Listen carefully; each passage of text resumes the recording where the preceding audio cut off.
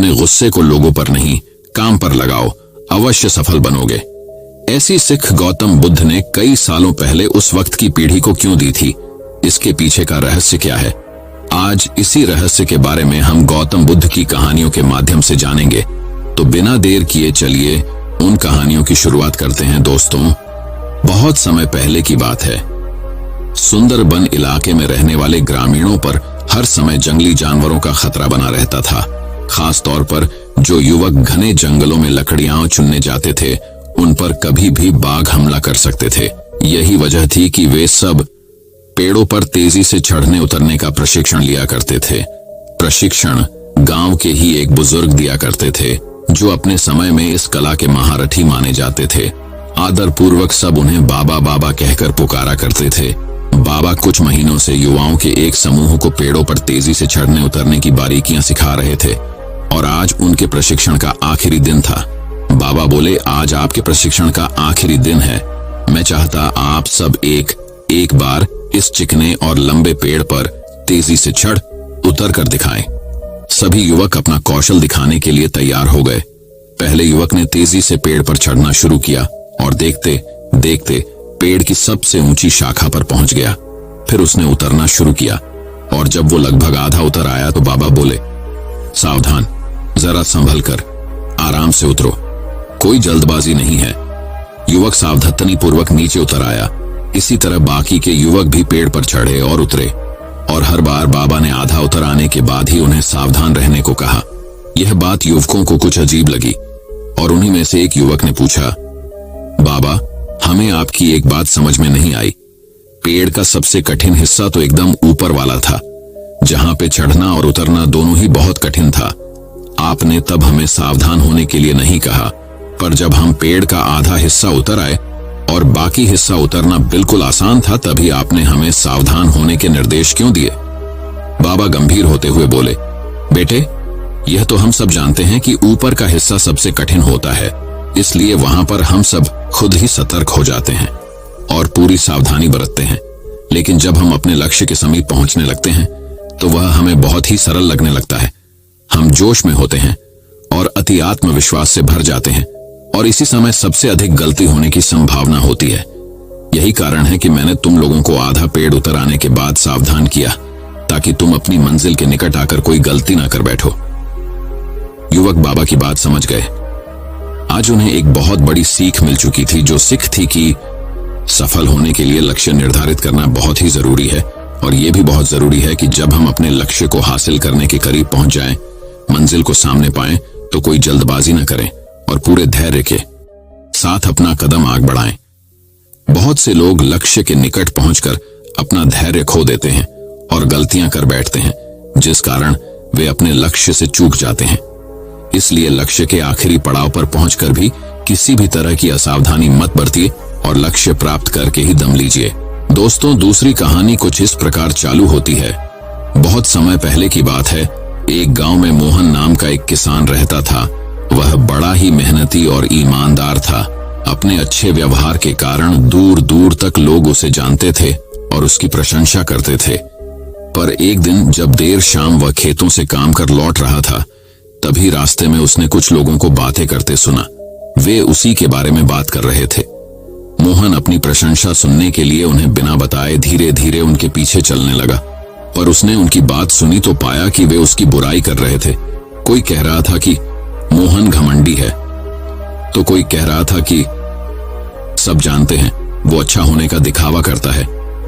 मोहन ने इससे पहले सिर्फ अपनी प्रशंसा सुनी थी, पर इस घटना का उसके दिमाग पर बहुत बुरा असर पड़ा और अब वह जब भी कुछ लोगों को बातें करते देखता तो उसे लगता वे उसकी बुराई कर रहे हैं।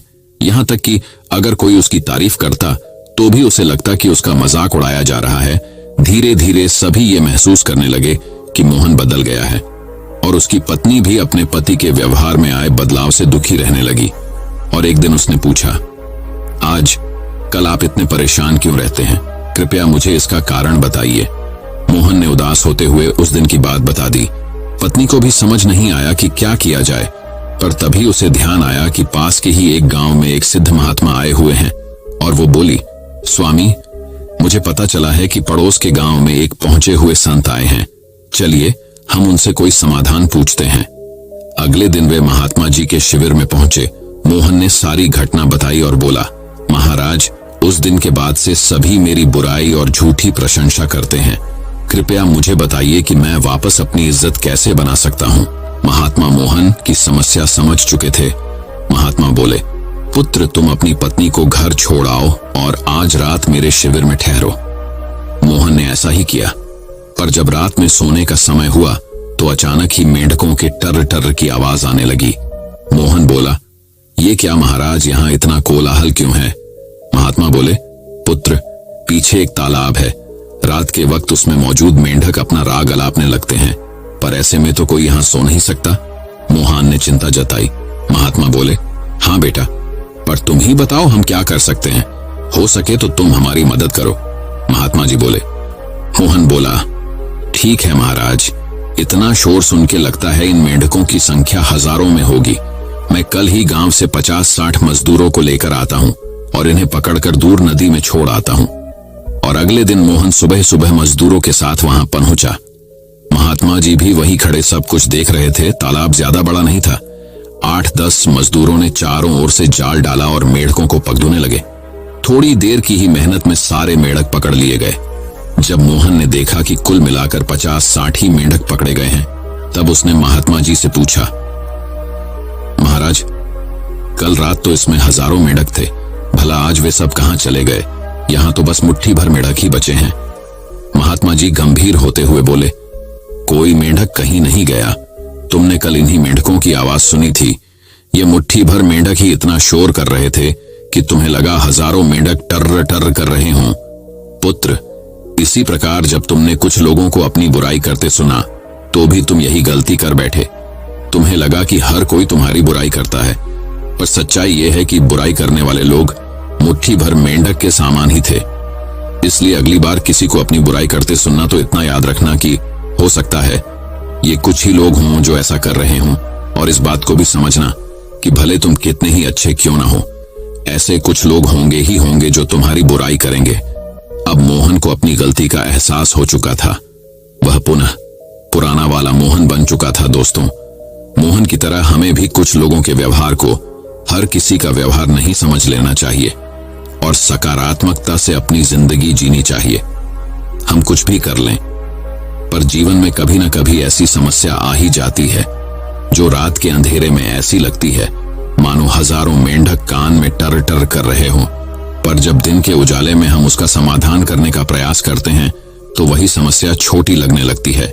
इसलिए हमें ऐसी परिस्थितियों में घबराने की बजाय उसका उपाय खोजने का प्रयास करना चाहिए और कभी मुट्ठी भर मेंढकों से घबराना नहीं चाहिए। दोस्तों, तीसरी कहानी कुछ इस प्रकार चालू होती है। बहुत समय पहले की बात है। बुद्ध के पास उनका प्रिय शिष्य पूर्ण पहुंचा।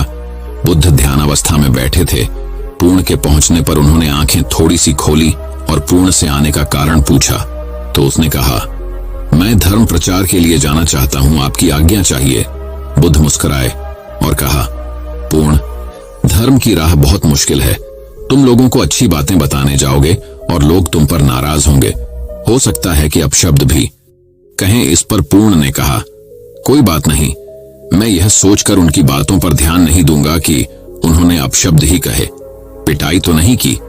बुद्ध बोले, हो सकता है कि कुछ लोग हाथ उठा दें। पूर्ण ने कहा, तब मैं यह सोचकर उन्हें क्षमा कर दूंगा कि उन्होंने मुझ पर शस्त्रों से प्रहार तो नहीं किया।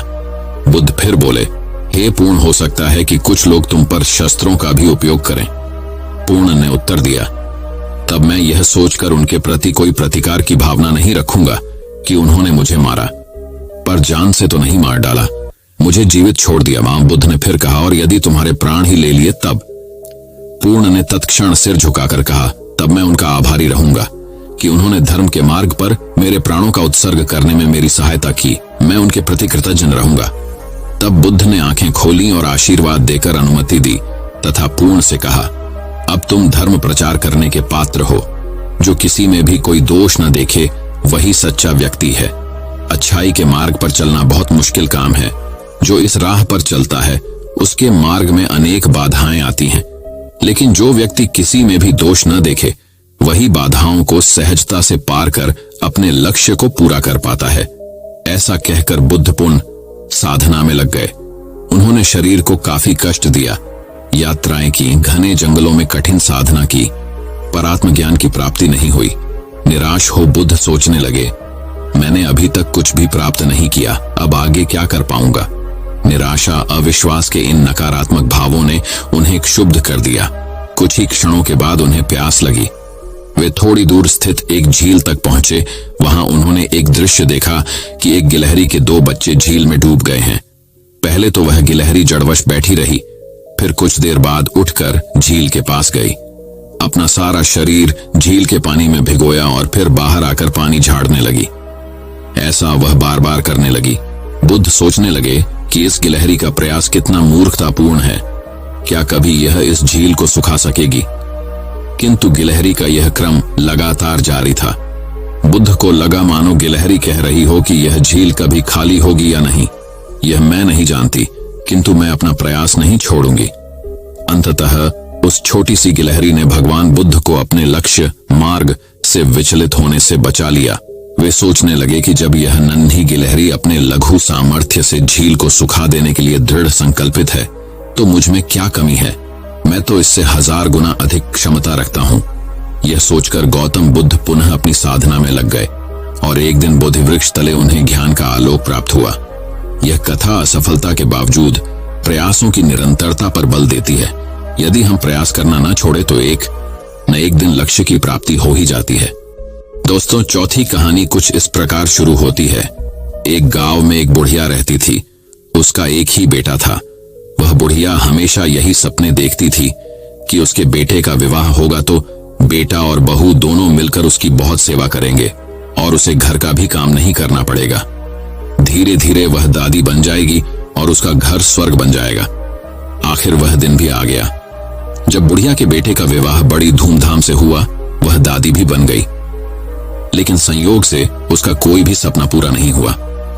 बुढ़िया का बेटा तो सुबह काम पर चला जाता और पोता स्कूल चला जाता। तब बहू उसके साथ बहुत बुरा व्यवहार करती। बहू बुढ़िया से घर में झाड़ू लगवाती, झूठे बर्तन साफ करवाती और टूट फूटे बर्तनों में उसे भोजन देती। शुरू में तो बहू अपने पति और बेटे के पीछे ही बुढ़िया से झगड़ती थी, लेकिन धीरे धीरे वह अपने पति के सामने भी बुढ़िया का अपमान करने लगी। एक दिन टूटे बर्तनों में बुढ़िया को भोजन करते देखकर उसके बेटे को बहुत दुख हुआ। उसने अपनी मां का पक्ष लेते हुए अपनी पत्नी को बहुत डांटा। पति पत्नी दोनों में बहुत कहासुनी हो गई। धीरे धीरे बुढ़िया के बेटे ने भी पत्नी का विरोध करना छोड़ दिया। धीरे धीरे पोता बड़ा होने लगा तो वह अपनी मां का विरोध करने लगा। वह अपनी दादी से बहुत प्यार करता था और अपनी दादी पर मां द्वारा किए गए अत्याचारों को देखकर उसे बहुत दुख होता था। उसे अपनी दादी से हमदर्दी और सहानुभूति थी। अपनी मां के डर से वह दादी की कुछ भी मदद नहीं करता था। धीरे धीरे पोता बड़ा हो गया और उसका विवाह भी हो गया। पोते की नई बहू छिप छिप कर अपनी दादी सास पर होते अत्याचारों को चुपचाप देखती रहती थी, लेकिन बुढ़पे में दादी सास से काम करवाना जरा भी अच्छा नहीं लगता था। जब कभी पतोहू बुढ़िया की काम करने में मदद करती तो उसकी सास उसे खूब डांटती। पतोहू जब कभी दादी सास को रोते हुए देखती तो उसे बहुत दुख होता था। एक बार बुढ़िया बीमार पड़ गई और परलोक सिधार गई। अब बुढ़िया की बहू पतोहू से ही घर का सारा काम कराती और उसके साथ अभद्र व्यवहार करती। जब पतोहू ने देखा कि उसकी सास दादी सास की तरह ही उस पर भी अत्याचार कर रही है तो उसने बदला लेने की ठान ली। वह भी अपनी सास से वैसा व्यवहार करने लगी जैसा व्यवहार उसकी सास अपनी सास से करती थी। अब तो पतोहू अपनी सास को फूटी थाली में भोजन देने लगी। यह देखकर उसके पति और ससुर ने बहुत विरोध किया। पतोहू ने अपने ससुर और पति से कहा, मेरी दादी सास जितनी मेहनती और सीधी थी, जब माताजी उन्हें फूटी थाली में भोजन देती थी तब तुम कुछ क्यों नहीं बोले? उन पर होने वाले अत्याचारों को तुम दोनों चुपचाप देखते रहे। तब क्या तुम्हारे मुख पर ताला पड़ गया था? यदि किसी ने माताजी की तरफदारी की तो मुझसे बुरा कोई न होगा। पतोहू की बातें सुनकर उसका पति और ससुर कुछ नहीं बोले। उन्होंने भी उसका विरोध करना छोड़ दिया। ससुर को अपनी पत्नी के साथ अभद्र व्यवहार देखकर बहुत गुस्सा भी आता था। जब ससुर पतोहू को डांटने लगे तो वह उनके साथ भी अभद्र व्यवहार करने लगी। सास ससुर अकेले में बैठकर अपने सुख दुख की बातें करते और यही सोचते थे कि जैसा करोगे वैसा भरोगे। इस कहानी से हमें यह शिक्षा मिलती है कि हमें सबके साथ अच्छा व्यवहार करना चाहिए। क्योंकि जैसा व्यवहार हम दूसरों के साथ करेंगे वैसा ही व्यवहार दूसरे लोग हमारे साथ करेंगे। दोस्तों, 5वीं कहानी कुछ इस प्रकार चालू होती है। एक दिन बुद्ध एक घर के बाहर भीख मांगने पहुंचे। जैसे ही उसने दरवाजा खटखटाया, किसी महिला ने आकर खोला और बुद्ध को देखकर बोलने लगी, यह क्या, ये भिखारी सुबह कहां से आया? इतना बोलकर तुरंत दरवाजा बंद कर दिया। और उस महिला का एक पड़ोसी दूर से इस तमाशे को देख रहा था। वह भी बुद्ध का विरोधी था। स्वाभाविक रूप से उसे यह देखकर कुछ ज्यादा ही मजा आता था, इसलिए उसने भी बोला, बहुत बढ़िया। अगले दिन बुद्ध ने फिर उसी दरवाजे पर दस्तक दी। इस बार बुद्ध को देखकर महिला को फिर से गुस्सा आ गया और उसने बुद्ध पर कचरा फेंक दिया। और उस महिला का वही पड़ोसी आज भी तमाशा देख रहा था। स्वाभाविक रूप से बुद्ध का ऐसा अपमान देखकर वह बहुत प्रसन्न हुआ। इतना ही नहीं, बुद्ध की हालत देखकर वह जोर जोर से हंसने लगा। तीसरे दिन बुद्ध फिर उसी द्वार के सामने खड़े हो गए, लेकिन आज वह आदमी बुद्ध को फिर से देखकर आश्चर्यचकित रह गया। इससे पहले कि बुद्ध दरवाजा खटखटाए, उन्होंने बुद्ध को रोका और कहा, मैं एक ब्राह्मण हूं और मुझे हिंदू धर्म ग्रंथों के खिलाफ आपका बोलना बिल्कुल भी पसंद नहीं है, इसलिए मैं आपका कट्टर विरोधी हूं। तो आपका अपमान देखकर मुझे खुशी होती है, लेकिन आज इस दरवाजे पर तीसरी बार खड़ा होना मुझे फिर से हैरान कर देने वाला है। मैं आपसे पूछना चाहता हूं कि आप आज फिर यहां भीख मांगने क्यों आए, जबकि यह महिला 2 दिनों से आपका अपमान कर रही है? बुद्ध ने मुस्कुराते हुए कहा, यह आश्चर्य करने की बात नहीं है। आप चकित हैं क्योंकि आपको मानव मनोविज्ञान का कोई अनुभव नहीं है।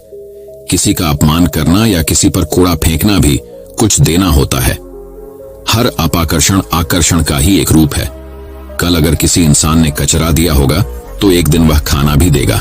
हालांकि वह व्यक्ति बुद्ध की इस बात से संतुष्ट नहीं था, फिर भी उसने मौन रहना जरूरी समझा। शायद वह यह सोच रहा होगा कि दरवाजा खटखटाओ।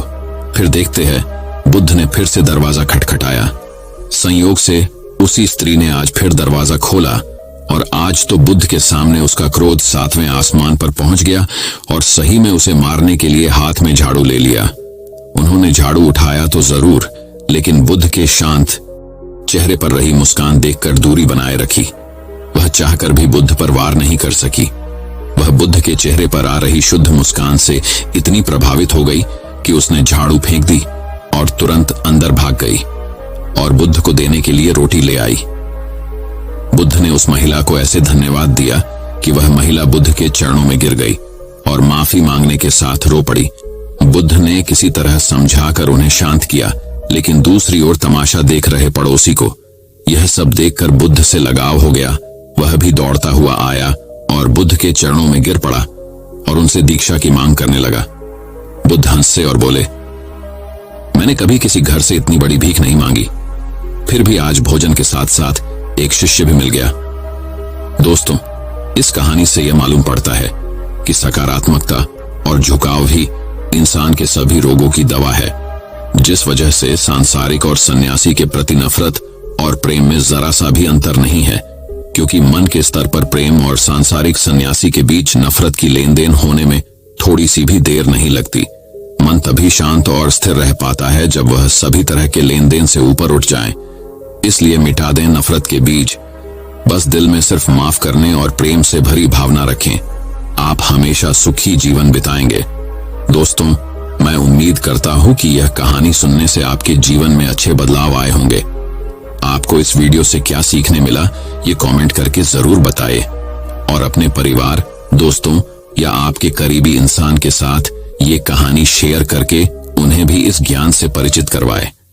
बाकी अगर आपको ये वीडियो दिल से अच्छी लगी हो, तभी इस वीडियो को लाइक कर देना और आपने अब तक इस चैनल को सब्सक्राइब ना किया हो तो चैनल को सब्सक्राइब भी जरूर कर देना। आपका हर दिन शुभ हो और खुशियों से आपका जीवन भरा रहे। धन्यवाद। नमो बुद्धाय।